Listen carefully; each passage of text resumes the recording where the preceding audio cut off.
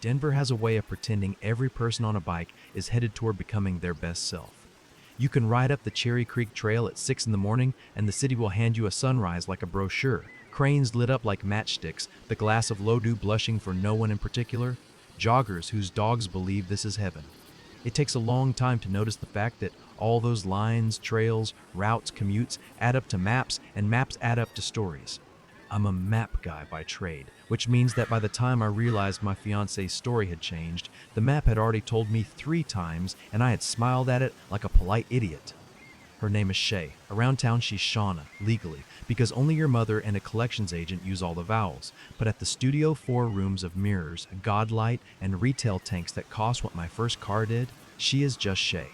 Top instructor, waitlist queen, the person who can convince a room of tech bros to cry on a Tuesday because she screamed their grandmother's name over a remix of something they swear they hate.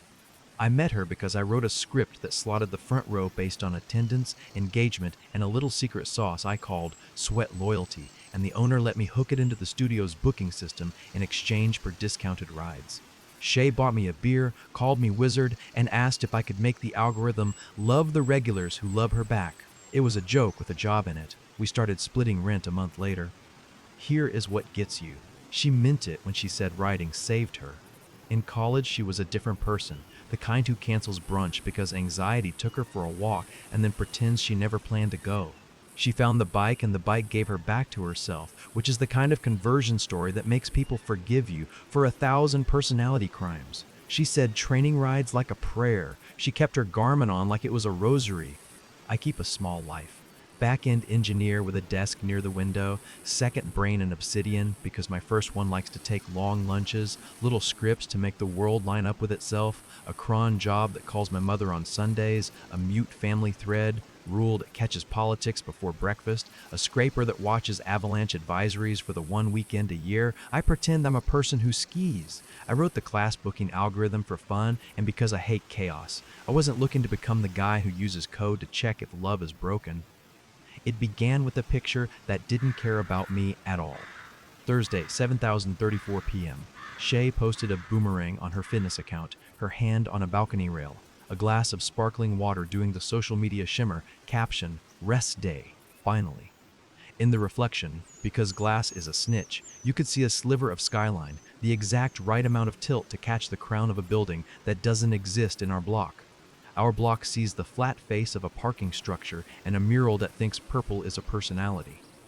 The crown in the boomerang was the Venture Building, 10 stories of smug 2 blocks off Spear with an angle on its rooftop logo you only get from the Marrow at Platt condos. It wasn't conclusive. It was a breadcrumb shaped like a smirk.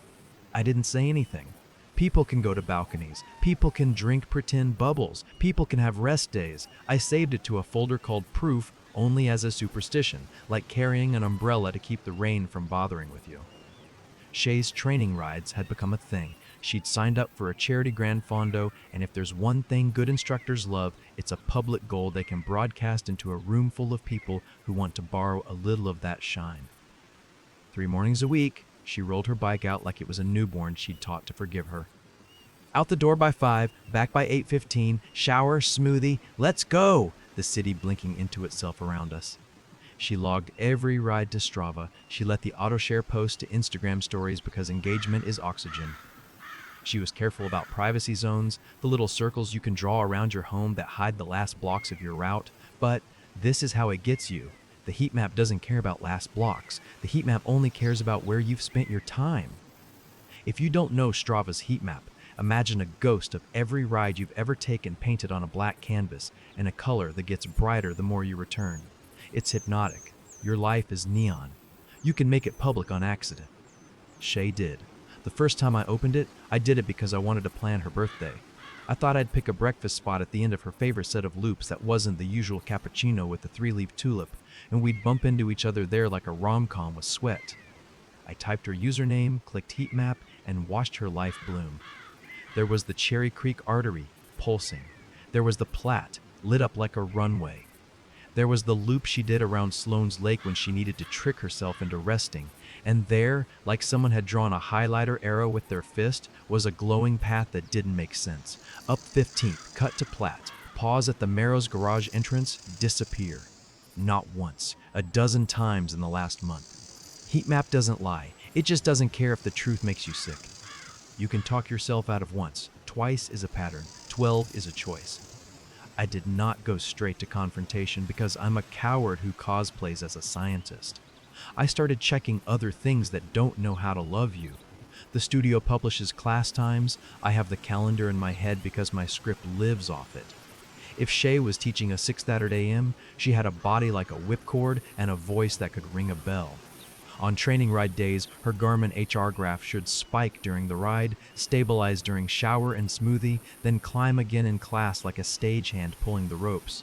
What I saw, 2 Tuesdays in a row, was almost petty in its ugliness. A spike from 5 to 550, a dip, a second spike at 610 that held too long and too smooth for any kind of cycling, then a flat line at 813 that labeled itself sleep because the Apple Watch believes whatever your wrist tells it. Her class at 8:30 had her on a mic with an HR curve that looked like stage fright and a shape that said her body was doing math the playlist didn't know about. It was a lot. It was the lot. It was enough. I said nothing. I made breakfast. I asked how the hills felt. Brutal, she said, but in a good way, and stretched her hamstrings like a person auditioning for a life without lies. Venture Bros love spin. It's like church that didn't ask them to read. They book front row because no one in their house notices when they cry on beat and can call it sweat. One of them had Shay on speed dial. You can always tell the one who thinks rules are for scenery, he texts her after 10, asking if there's room for one more. He stands behind the desk to flirt while other people pay. He posts her more than he posts his wife. His name was Lucas, and his job title changed on LinkedIn every 6 months. Partner, operating partner, managing director, founder, mentor, the kind of nouns that have soft hands. He was married to a woman with a jawline that could have been used as an architectural feature and a baby whose eyes were a joke on the universe, perfect and perpetually unimpressed. They lived, according to the internet, in the Marrow at Platt. This is the part where if I were a better man, I'd tell you I knocked on Shay's soul and asked politely. Instead, I did what my brain knows how to do. I built a whiteboard in my head and started pinning strings. Boomerang with balcony reflection, Marrow, heatmap arrow, Marrow garage, Garmin HR second spike during window that does not match cycling. Apple Watch sleep during time when class happens. Lucas tagging Shay at random hours with emojis that pretend you are 19 forever. I could choose to be wrong. I could choose to ask.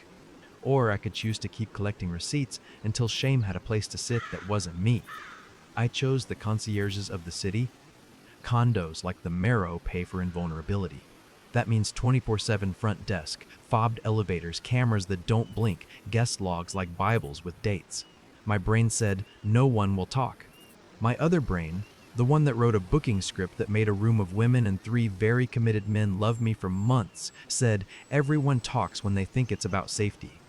I opened the Marrow's website, found the generic info email, and wrote the kind of note that gets a response because it's precise and kind. Hi, I'm a volunteer who consults for small businesses on physical security. Our spin studio is 3 blocks from you. We're hosting a members' safety night next week.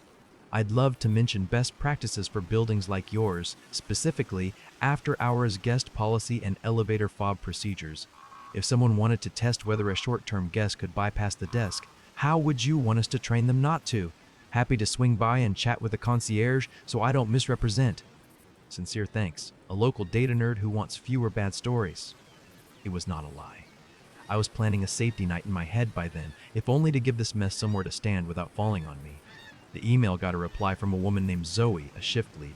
She wrote like a person who has said the phrase, as per policy, enough times to dream in bullet points, happy to chat, elevator requires key fob to access residential floors, after hours guests must be checked in by resident in person, no exceptions.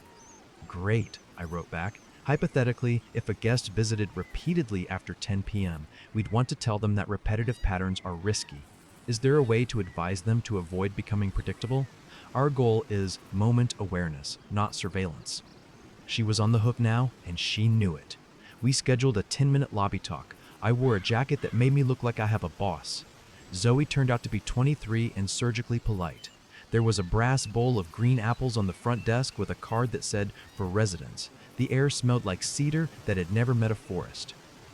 Our policy is firm, she said, nearly proud. No guest allowed to access elevators or garage without the resident present. We do not buzz up. What about tailgating? I asked. Someone slips in behind a resident.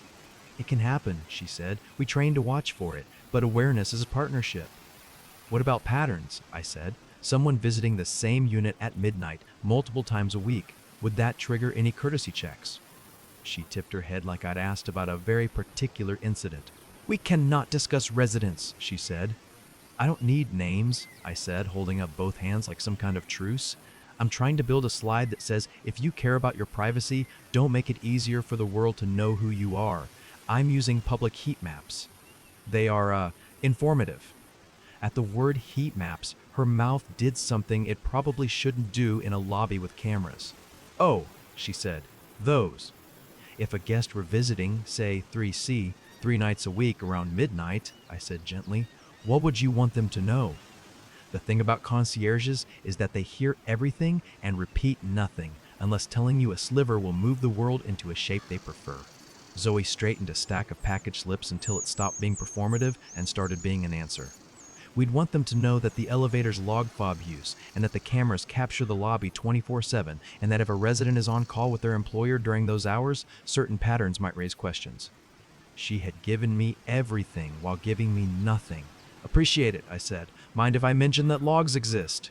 You may mention best practices, she said. Don't mention this building. People like their fiction. On the sidewalk, I wrote, elevator fob logs exist, on the inside of my wrist with a pen because my brain loves the theater of notes in places it doesn't belong. At home, I opened the studio calendar and drafted an email to the owner, Liv. Idea for member safety night. Bike theft prevention, smart privacy settings, running alone tips. I can run point.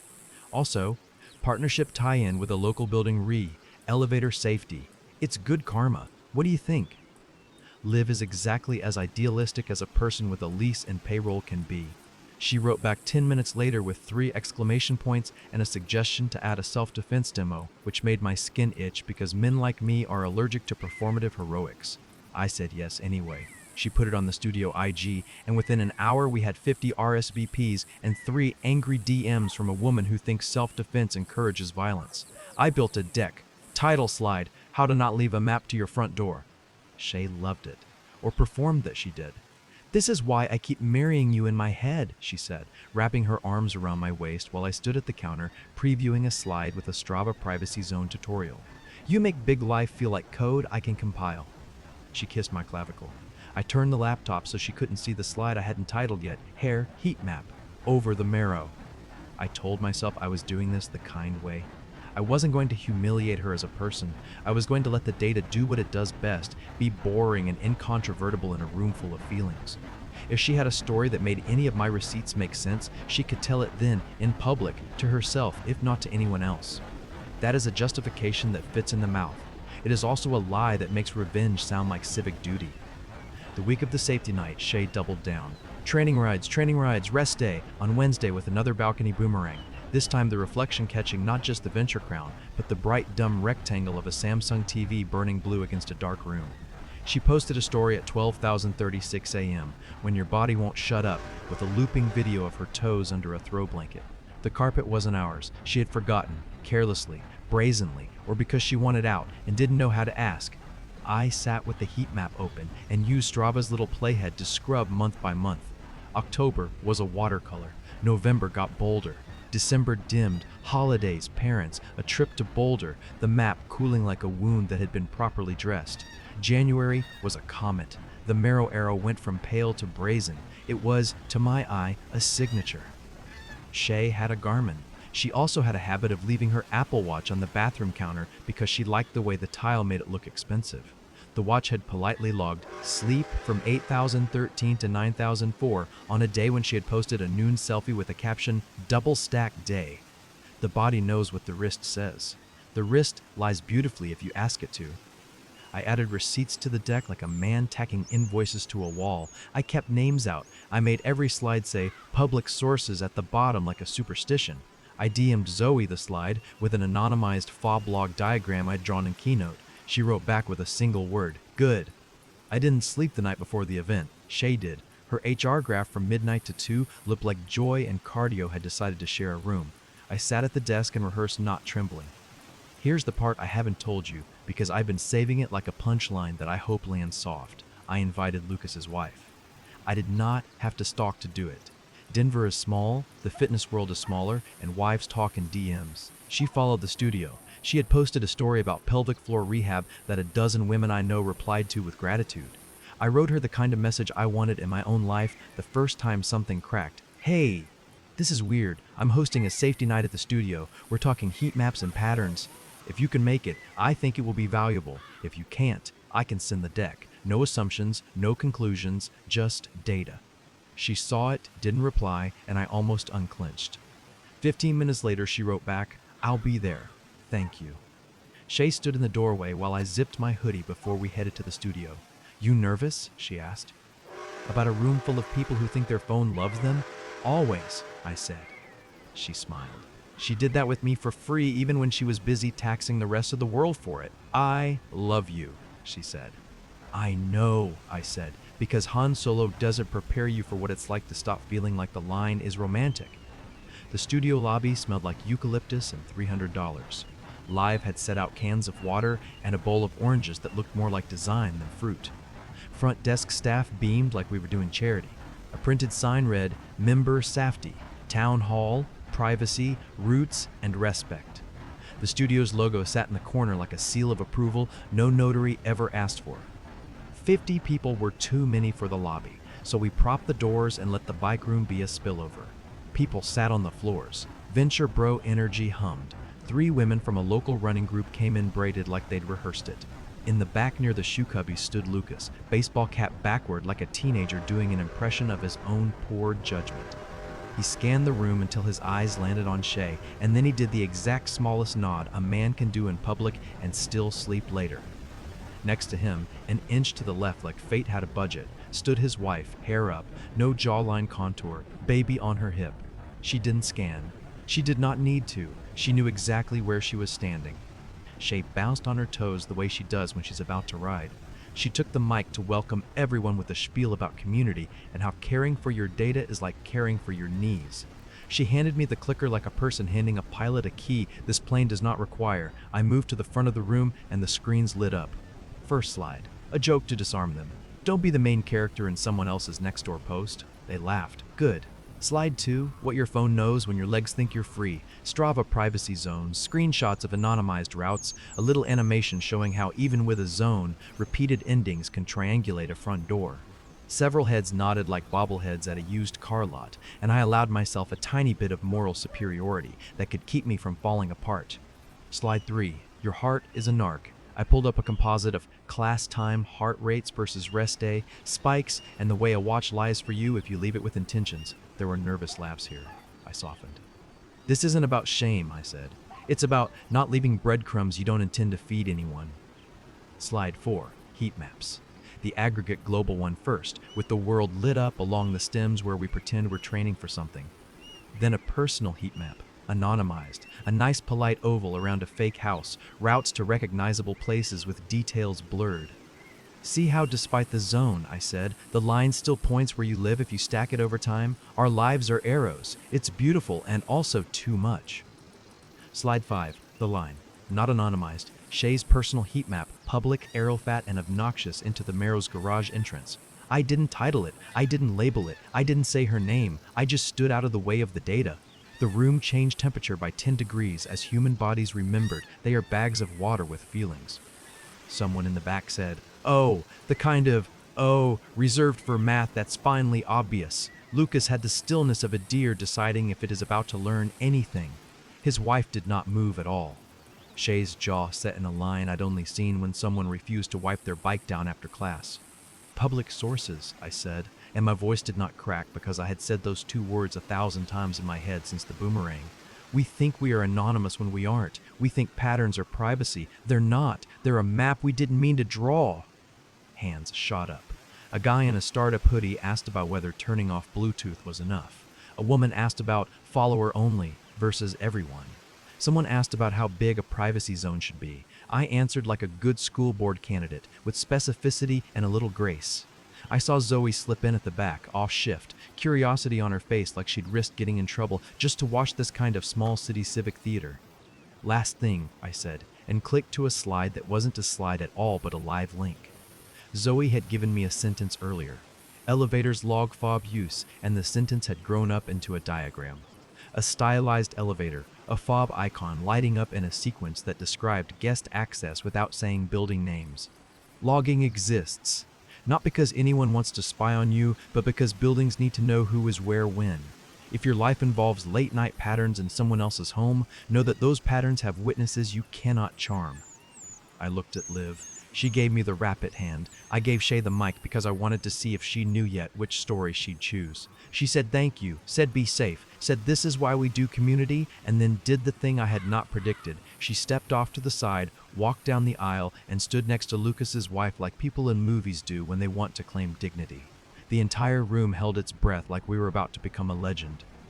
That's where I leave it for now. In the aisle, the three of them, a venture bro who suddenly remembered real life, a woman who brought her own spine to a town hall because she intuited she might need it, and my fiancée, whose map had finally spoken in a language everyone understood, stood in a rectangle of light that made them look like someone had placed them there on purpose. My hands were steady. The concierge was in the back. The slide with the arrow waited behind me like a story that can't be unsaid. Shay didn't flinch first. Lucas did. He took a half step, the guilty man's measure, as if he could crowd history into a smaller shape. His wife saw him move and placed her hand on the stroller handle like it was a brake. She didn't raise her voice. She didn't need to. She just said, "Is that your map?" Not a question, not even ownership. Just the plainness of a person who has practiced talking to children and investors and refuses to be impressed by either. Shay's mouth made a smile that hated itself. "Heat maps are misleading," she said lightly, which is the kind of sentence that only sounds sane if you've never seen one. I did not step in. I had promised myself I would not narrate the part the facts could handle. There is a cruelty in explaining a picture everyone can see. Liv moved toward us, owner eyes flicking between liability and dignity. "We're not here to make examples," she began, arms out in that universal downward pat of calm, the one used on puppies and crowds. From the back, Zoe cleared her throat. You could feel how a single sound from the right person can reset a room. "We train people to avoid patterns," she said, not loud but sourced. She didn't say building, she didn't say unit. She did say, "Our elevator's log fob used 24/7 and then stopped because wisdom knows when to."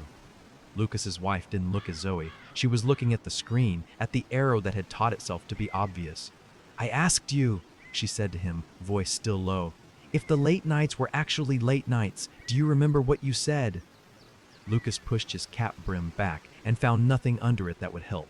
"Babe," he said, a word that deserves a restraining order when used like a dare. "Don't," she said softly, and the whole room felt it. "Use my name and use my brain while you're at it." He tried to laugh because men like him have bought so many rooms with it. "We're talking about bikes," he said to the room, imploring the idea of community to protect him. "A map doesn't prove intent." "You posted her from the front row at midnight," someone said helpfully. Shay turned on me then, because love searches for an easier villain. "This was supposed to be about safety," she said. "Not this." She gestured at the screen like the pixels had been petty. "It is about safety," I said. My voice surprised me by not shaking. "Yours, and hers, and everybody's. The map exists whether I open the tab or not." Live stepped into the light of her own sign. "We're going to take 5, she said, event manager cadence. "Water, breathe. We'll resume with Q&A on privacy zones." She cut the music coming from the speaker in the corner so the silence wouldn't have to fight it. People moved in that way crowds do when they want to be near where it might happen. I set the clicker down and didn't pick it up again.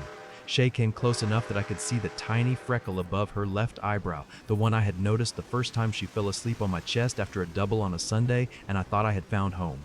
"You did this," she said, and the "you" was not a person so much as a charge. "You made me into an example in my own studio." "I made a slide deck," I said. "You supplied the map." Her hands went to her waist in that instructor stance that makes a room obey, "so we're okay humiliating me as long as it's educational."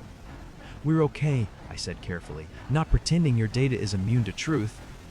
"Why didn't you come to me?" she asked. The fragile part of her voice stood up then, and I almost hated it for how much I still loved it. "Why didn't you ask instead of this?" Because every time I asked you anything that mattered, I said just as softly, you put me in the cheap seats. Because I live with a person who says training ride and posts balcony reflections from a building we don't live in. There was a small sound to my left, the kind a stroller wheel makes when it rolls over a seam in a mat, and then Lucas's wife stepped forward into the narrow aisle. She didn't look at Shay. She looked at Liv. "Can I ask the concierge a question?" she said. Liv hesitated a fraction of a second and then nodded because saying no would have been the only wrong move left. Zoe straightened like a page being turned.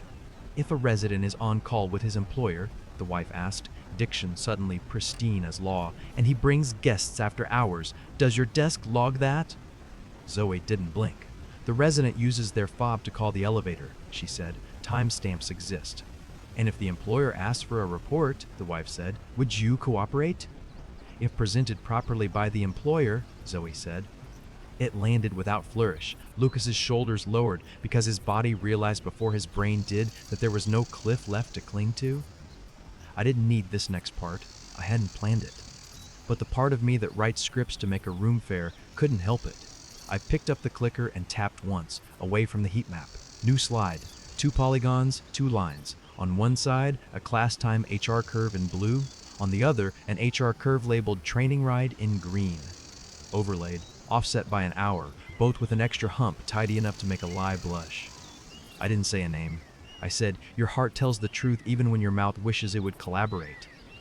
Shay took a breath, and I knew the shape of it like I knew the sound my code makes when it compiles with a warning.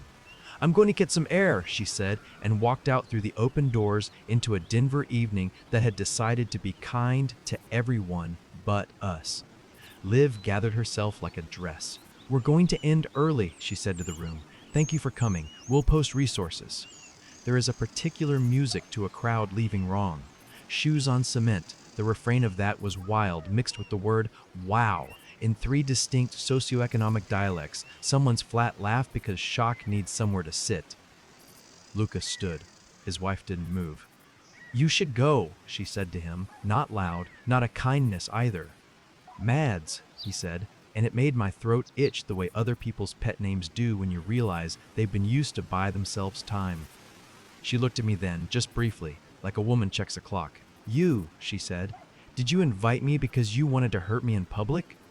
"No," I said, "because I needed a room that would stop me from doing anything worse than telling the truth." She nodded like a mathematician who has accepted a proof she hates. "Thank you for not doing it in my living room," she said, and then pushed the stroller toward the door with a grace that felt earned. Shay was on the sidewalk, head tilted toward the strip of evening sky between buildings. She had the look of a person who wants to ask for a do-over from a day that didn't give one. "We can't," I said before she asked. "I'm not the person who can do this in whispers." She looked at me, and for a second, all the performance fell away. I could see the girl who had taught her lungs to love hard things because it was the only way to make them quiet. "I wasn't going to marry him," she said, as if that admission might count for a point. "I was going to marry you." "You were going to marry me," I said, "and date your map." Liv appeared at the door, smaller than I'd ever seen her.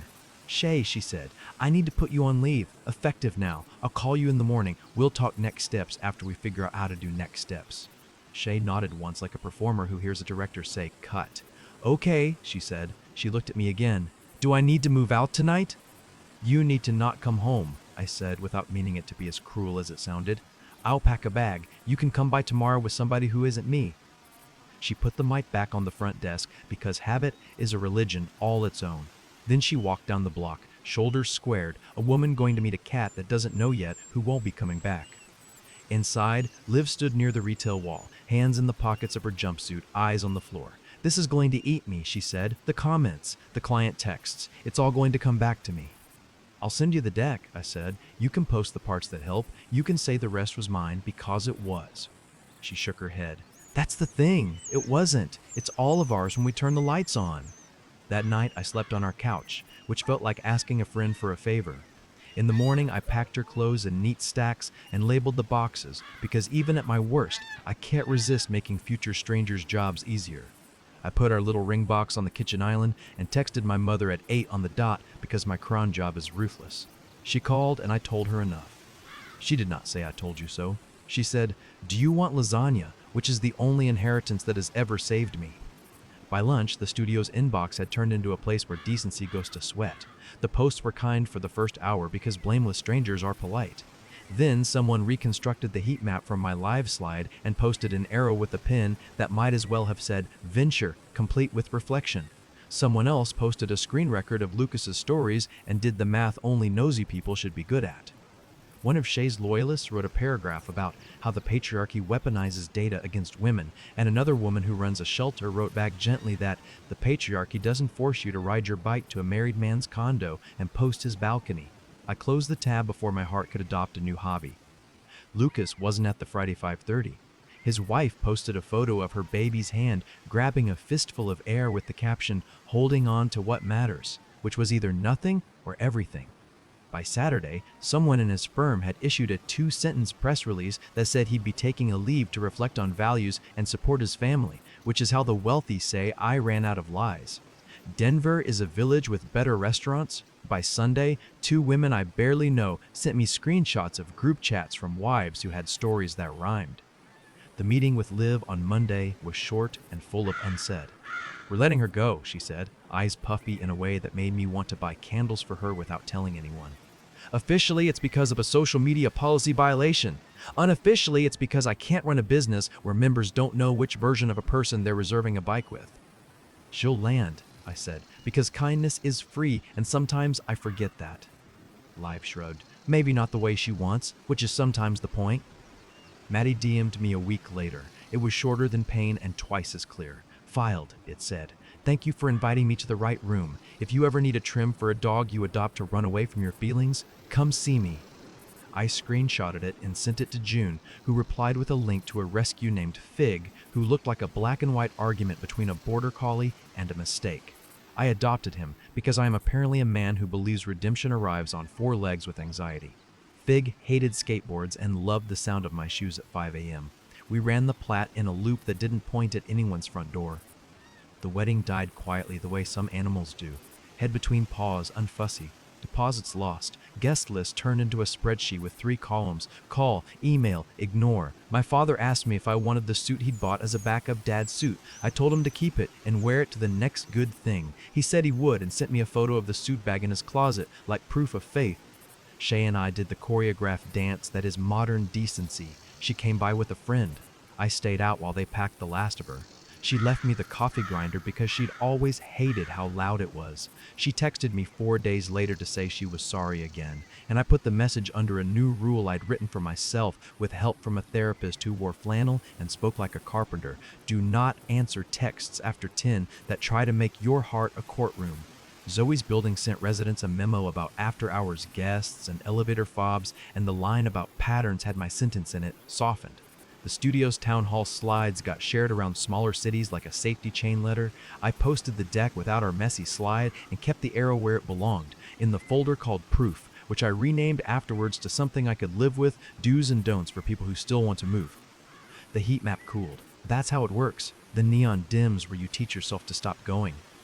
Fig learned that if he stayed next to me, the traffic would ignore us both like a favor. My feet remembered that running on actual ground is louder than pedaling in a room. My lungs found a rhythm that wasn't a remix. I saw Shay once, 3 months later, outside a new studio across town.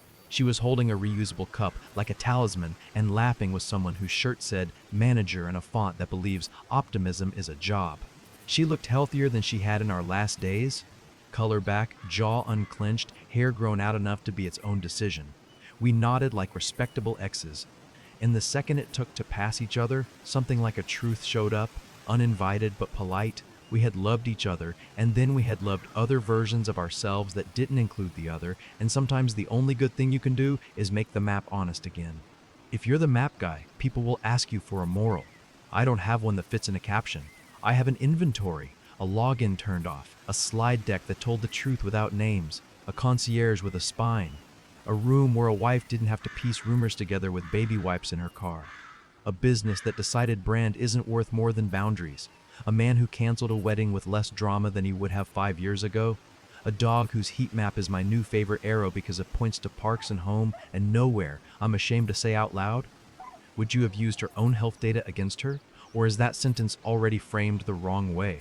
Is it using, or is it refusing to let lies borrow your tools? If you were me, would you have sent the heat map to a private thread and taken the fight to a kitchen? Or would you have built a room where civility can hold a hard thing for 45 minutes so it doesn't rot inside you for 45 months? Tell me in the comments where you draw the line between receipts and revenge. If this story kept you listening, hit like so. It finds the next person staring at a glowing arrow on a black map and pretending it points anywhere but to the thing they already know. Subscribe for more and share it with a friend who thinks privacy settings are a cure for patterns they don't want to admit are choices.